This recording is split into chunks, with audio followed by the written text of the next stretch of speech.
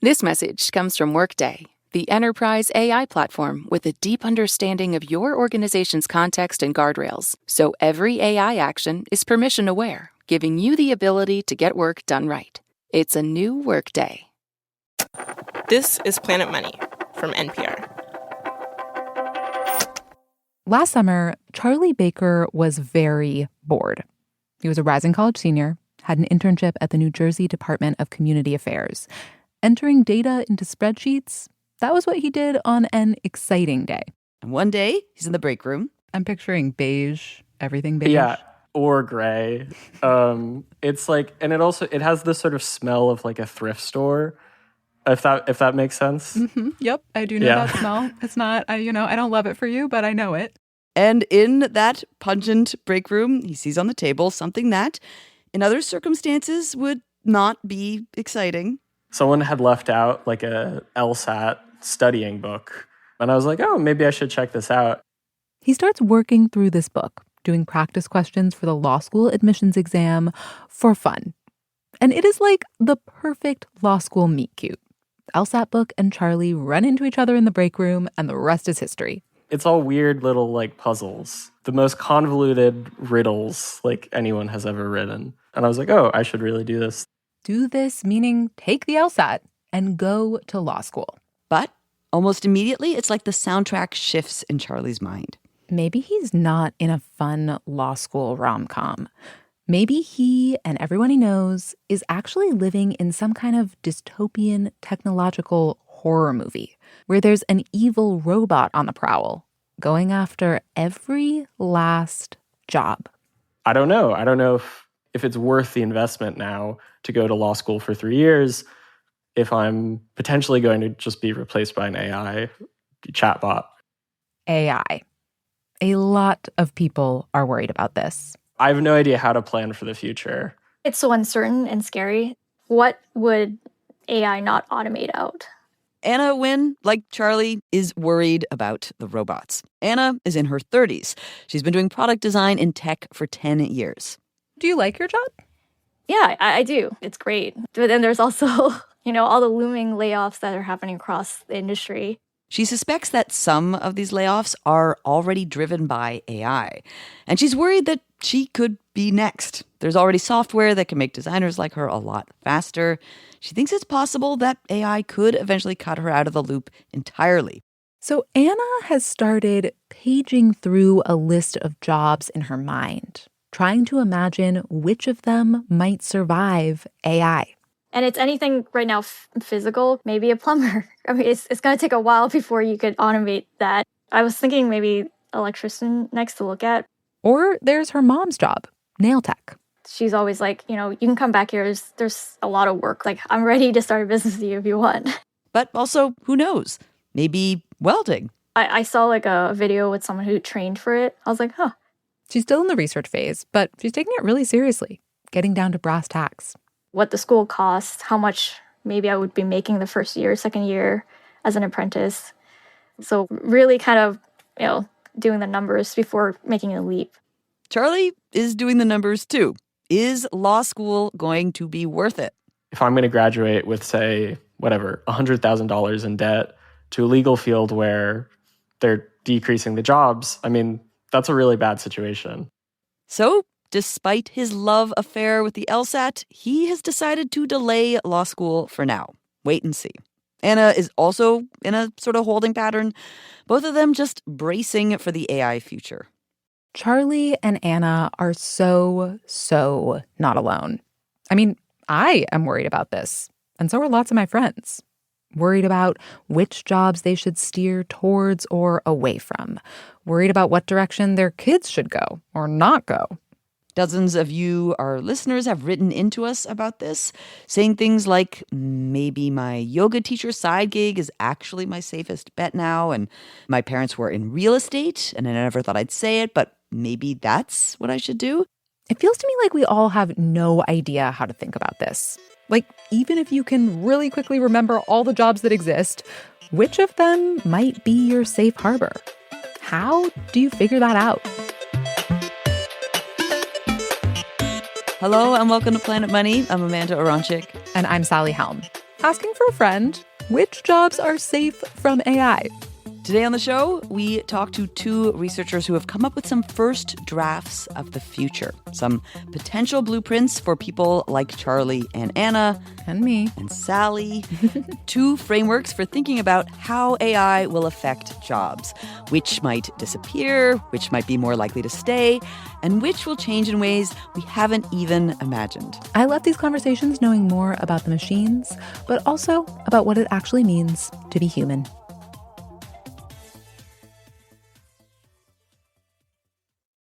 This message comes from Schwab. With the new Schwab Teen Investor Account, teens can gain hands-on investing experience. It's co-owned by you and your teen, so you can monitor the account while your teen learns how to invest and manage money. Learn more at schwab.com. This message comes from Workday, the enterprise AI platform with a deep understanding of your organization's context and guardrails, so every AI action is permission-aware, giving you the ability to get work done right. It's a new Workday. This week on Wait, Wait, Don't Tell Me, we talked to legendary musician Jason Narducy about being in a punk band when he was just 11 years old. We broke up when I was 12. And I just felt like I needed to go through puberty without band drama. Don't miss our full conversation and the rest of our games. Listen to the Wait, Wait, Don't Tell Me podcast in the NPR app or wherever you get your podcasts. I had kind of a secret mission as I set out to report this story, one that I hadn't even fully articulated to myself. What I really wanted to find, if I'm being honest, is a list of jobs that are just going to be immune to AI. The super intelligent thinking machines will not be able to do them. And for a moment, I thought I'd found it. I have the list pulled up in front of me right now. It takes almost 1,000 jobs and ranks them by something called AI exposure.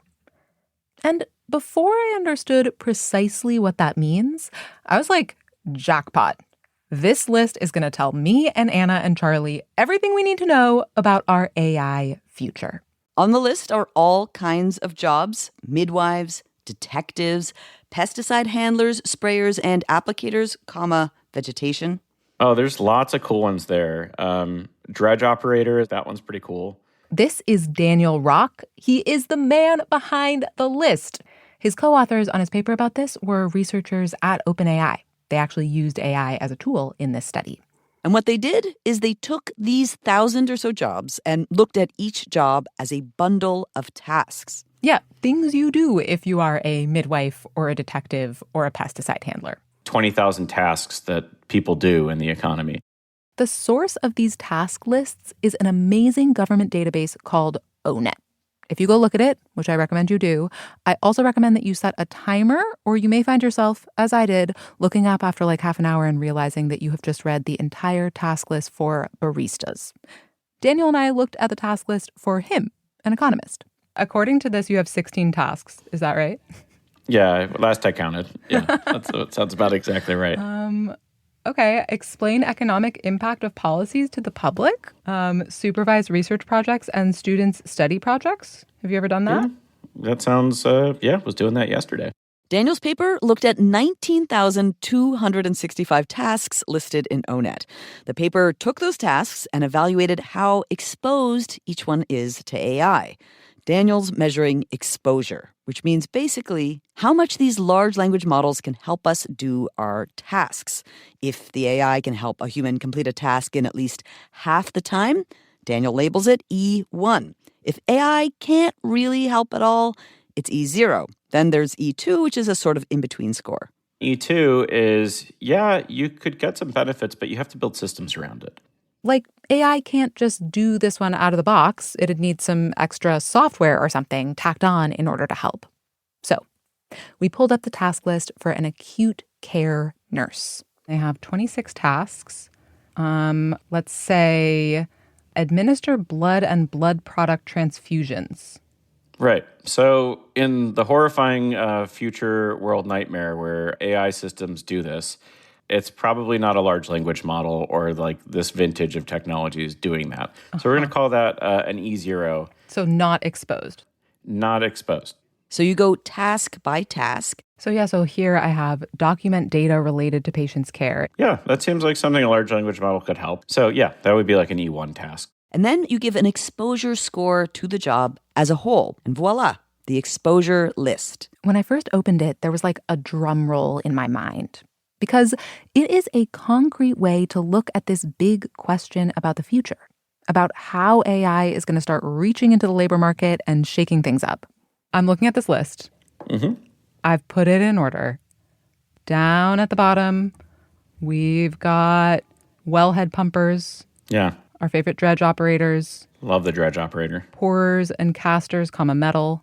Also on the low end, less exposed to AI, there were athletes, dancers, short order cooks, and, as Anna Wynn suspected, a lot of physical blue-collar jobs. Meanwhile, at the top, a lot of knowledge workers, translators, writers. We have public relations specialists. Why are they so high?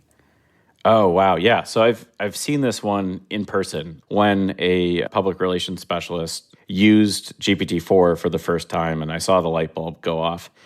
She, had it write a press release for her in her tone, and she said it did an absolutely great job. Now, there was a little bit of fear in there, too, because she said, wow, this is like the first few years of my career, like just in a machine. Yeah. So this is the thing that feels scary about Daniel's list. The idea that this machine has read up on everything we've ever done, and now maybe it doesn't need us. It feels like the jobs at the top of this list are going to disappear, killed by AI. I mean, is this basically an automation hit list? No, it's absolutely not an automation hit list. It's instead what is the potential for this work to change list? That is admittedly not as catchy a way to describe it, but that is really the big point that Daniel wanted to stress to me.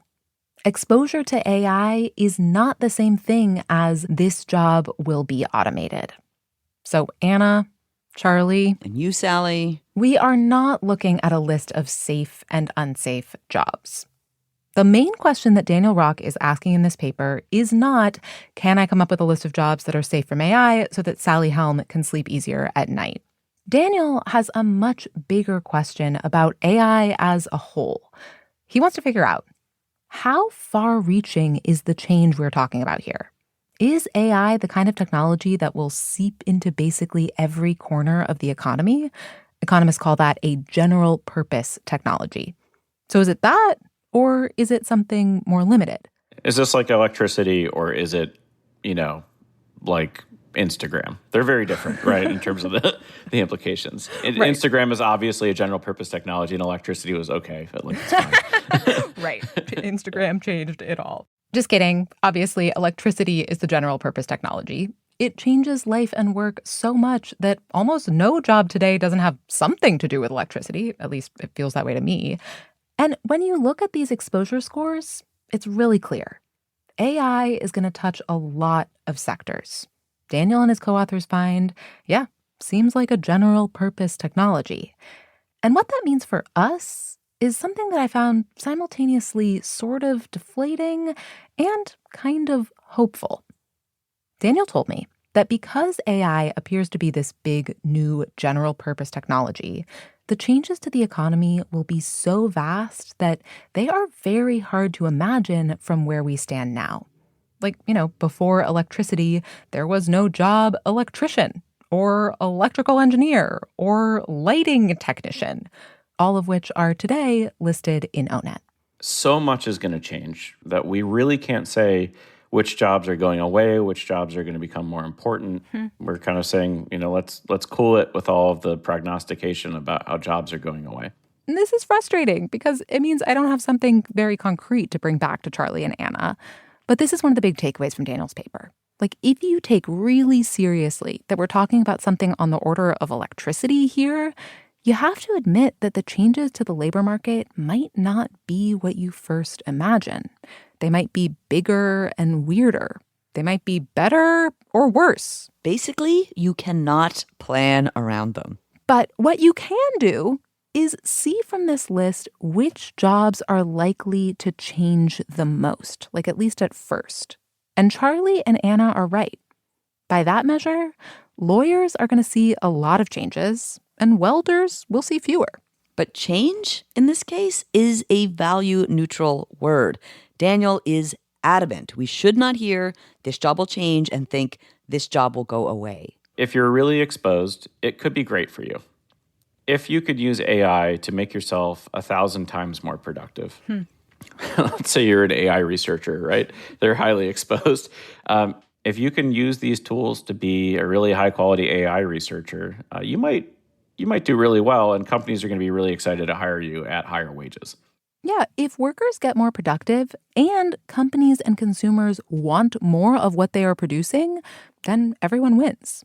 So it could be that some of these highly exposed fields see an explosion of growth, that they're a really good place to be. Economists would say that demand is elastic. Of course, if workers get more productive and the world doesn't want even more of what they're producing, demand is inelastic, that leads to job loss. Like maybe we only need so many news articles or logos. And so, if news writers and graphic designers get way more productive, there are fewer of those jobs available. Like if I'm a company and I look at this list and I think, okay, well, it looks like various people that I employ are pretty high on this list. Maybe I should think about automating those jobs. Like, does that make sense? They might think that way, but they should not think of it that way on the basis of our data. Daniel thinks that organizations will need to experiment. He gave me an example of a study where a company gave an AI tool to two groups of paralegals. One group was told, just use these tools to get more productive. And the other group was told, use these tools to do the parts of your job that you hate. The office where they said, use this tool to get rid of the things you don't like doing, the paralegal role changed. They really flourished. They started working on some work that even seemed like junior attorney work. And the other office, there was limited adoption. It didn't really make as much of a dent. So what Daniel's paper does tell us is which jobs AI might change. What it doesn't tell us is which jobs will live and which will die. But in my quest to answer that question, I did find another paper that gave me a whole new way of looking at all of this, using that same list of 19,000 plus tasks that workers are doing all across the economy. That's after the break.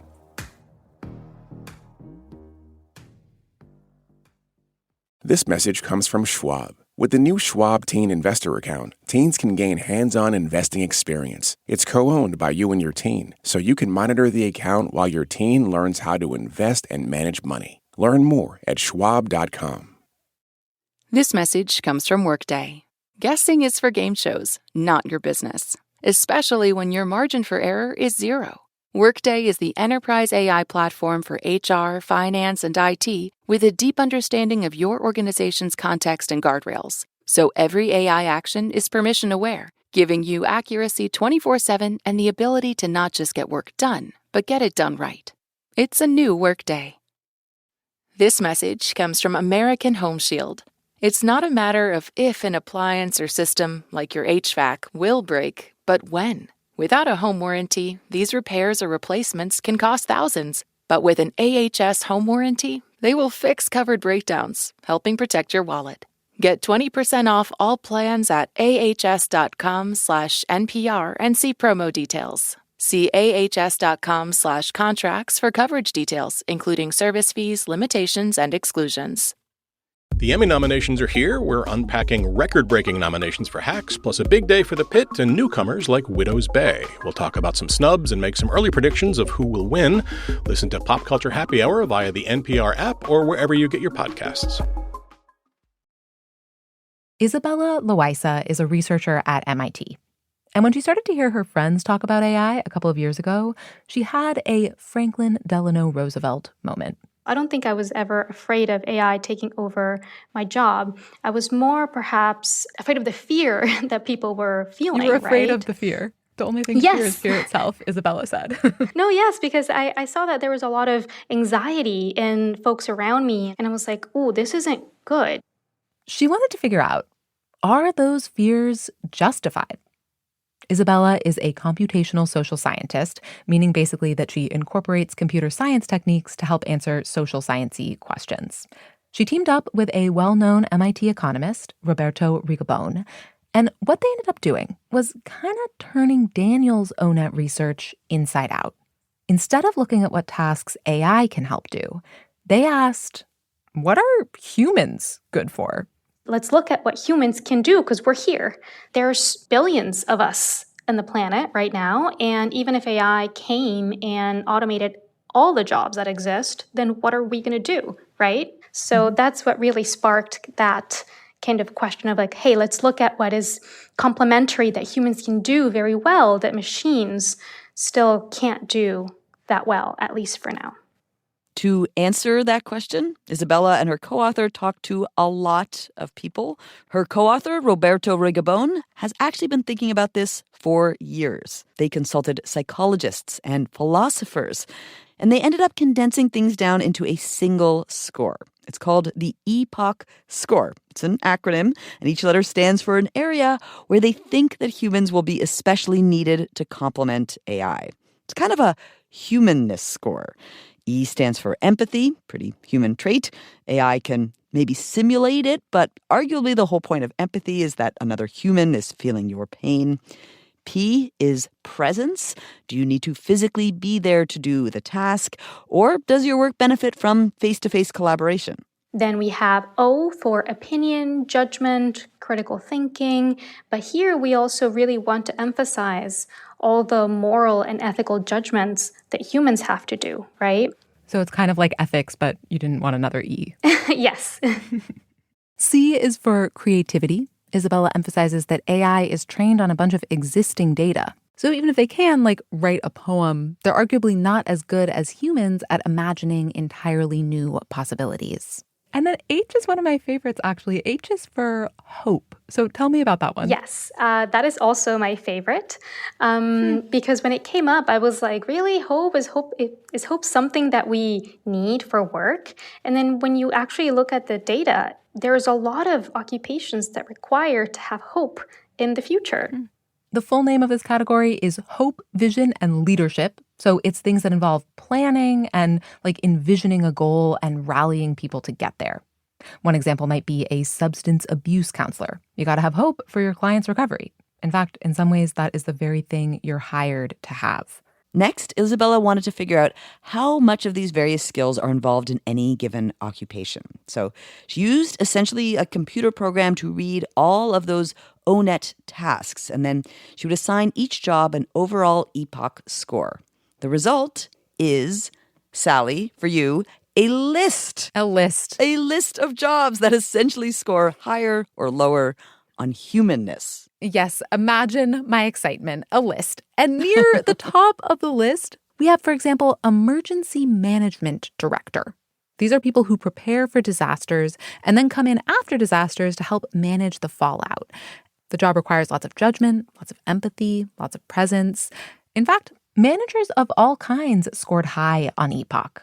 Even something like information technology project managers. That was surprising to me. It kind of sounds like a computer-y job. But if you look at their list of tasks, it's a lot of planning, a lot of leading teams, managing people, and in general, more jobs than you might think have a lot of EPOC going on. Construction workers, for example, scored higher than Isabella expected on empathy. I was very surprised, and I was like, what's happening here? And it turns out that there's one or two tasks in their occupational description which says they are mentoring others or teaching less experienced construction workers, for example. Now, there were some weird things that happened in assigning EPOC scores, because some tasks are so obvious to us that they actually aren't explicitly written down in ONET. Like the task list for barber doesn't say, I have to physically be at the salon holding the scissors in my hands. So a lot of physical, manual labor jobs actually scored pretty low on EPOC, even though, absent some kind of major robotics boom, those are jobs where you do, in fact, really have to be there. But the other thing that sticks out is that clerical jobs tended to score low. Tax preparers, insurance appraisers, So it's possible that those jobs could be most at risk from AI. Now, of course, all of this is just a theory. Maybe AI will get a lot more human-like, or maybe we just won't care that it's only simulating empathy. But importantly, unlike Daniel and his co-authors, Isabella and her co-author actually did try to break down the risk for different jobs based on these humanness scores. The question is basically, is AI likely to swoop in and steal this job? Or is the job still going to exist, but AI is just going to help humans out? Is the job likely to be automated or augmented? Isabella's paper looks at that question in an interesting way. It takes those task lists again from ONET, and it zeroes in on the fact that some tasks tend to occur together. So if you have a bunch of clerical tasks, but also some connected tasks that are highly human, then your job might be safer. AI might end up augmenting you, not replacing you. Think of it not as a robot taking your job, but as your own personal bionic arm. Like for a professor, one of their tasks might be making slides for a lecture. AI can probably do that. But a linked task? Giving the lecture. That's pretty human. Or take lawyers. The task that is delivering the argument in front of the judge requires a lot of presence, so it's really hard to automate that task. But then writing the brief about it, that task might be very automatable. This is actually making me think of a listener who wrote into us. His name is Charlie. I told Isabella about Charlie Baker, our listener who has decided to delay law school. And Isabella agrees with Daniel Rock. The legal field is likely to be affected by AI. The more clerical type of jobs can be more easily automated, but there's another great number of occupations in the legal field which are not going to be as impacted. All the different occupations that require critical thinking, judgment, even creativity, that is not going to go away. So you're kind of telling Charlie you can go to law school and think about the more interesting parts of the law, try to get good at judgment, try to get good at argument. Don't worry about clerical tasks so much because they might be done by machines. Yes, exactly. Learn how to think. It is kind of similar to what Daniel Rock told me. Well, it sounds like Charlie's already off to a very clever start. It sounds like Charlie is thinking about the discount rate on his expected future cash flows for being a lawyer as being a little bit higher, riskier cash flows there. Sorry. No, but I think he is. Lawyers in particular are the group of people I'm least worried about. They will find a way to change the rules of the game that help, as a field, right? He did say, remember those paralegals who made their jobs more interesting and think about how you could do that as a lawyer. Try to imagine what might be possible for a young lawyer in the future that isn't possible now. Daniel also had an interesting thought for Anna Wynn, the tech worker who's thinking about becoming a plumber or a welder. He pointed out if everyone decides to be a welder right now, there just might end up being too many welders. Maybe wages would go down. So you're not necessarily safe. And also, you're not necessarily in danger no matter where you are along the spectrum. We just can't know. Daniel and Isabella both had one very concrete piece of advice, which is to learn to use AI so that you can be ready to kind of roll with what's coming, hopefully shape it to your advantage. And that's not my favorite ever piece of advice, I think because it's just hard. Figuring out how to use these tools well takes work, let alone how to use them ethically. But I did talk to one person who helped me see how this could go well. Her name is Kat Reardon. She is a veterinarian. She told me that one of her favorite zoo animals is the coatis. They have these long noses and these incredible stripy tails. There was one, his name was Jacob, and his favorite thing in the world was dryer sheets. So if I put dryer sheets in my pocket, he would come and put his nose in my pocket and get all excited about the dryer sheets. So why was I talking to Kat about this coatis and dryer sheets? Because Kat has made the previously unknown veterinarian to AI career jump. Here's how it happened. She was posting online one day about how she'd started using ChatGPT to help her with her patient notes. Taking these notes is a huge drain on her and other veterinarians. And ChatGPT was making this really annoying part of Kat's job way faster. So she posted about this, and then she heard from an AI startup saying, actually, we're trying to make a tool like that to sell to vets. Do you want to try it? She did. And now she works there, doing things like helping the AI learn veterinary terms that it needs to know. She also still works as a vet, and she uses the tool to automate parts of her job, like listening to her appointments and doing a first draft of her notes. Yeah, she told me it's helped in some surprising ways. Honestly, I'll get bit less often because I have my hands on the animal, both hands, and I can kind of feel if they're kind of starting to get upset, and I can feel the little muscles tensing or whatever that I was distracted and not paying attention to previously because I was worried about getting my notes done. And because you had one hand like on a pen. Literally, yeah.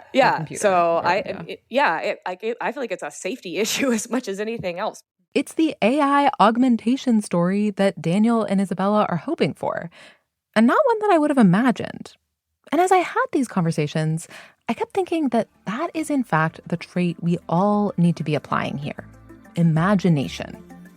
I went in looking for a list, a concrete guide to help me navigate what's coming. But I learned there really is no list. Not yet, maybe not ever. We are in for a weirder ride than that.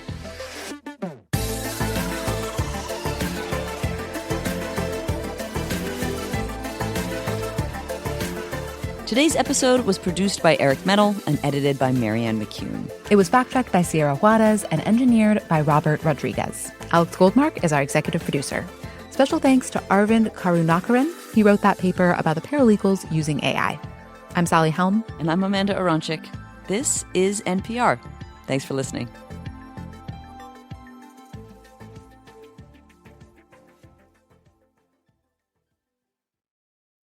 This message comes from Workday. Guessing is for game shows, not your business, especially when your margin for error is zero. Workday is the enterprise AI platform for HR, finance, and IT with a deep understanding of your organization's context and guardrails. So every AI action is permission-aware, giving you accuracy 24/7 and the ability to not just get work done, but get it done right. It's a new Workday.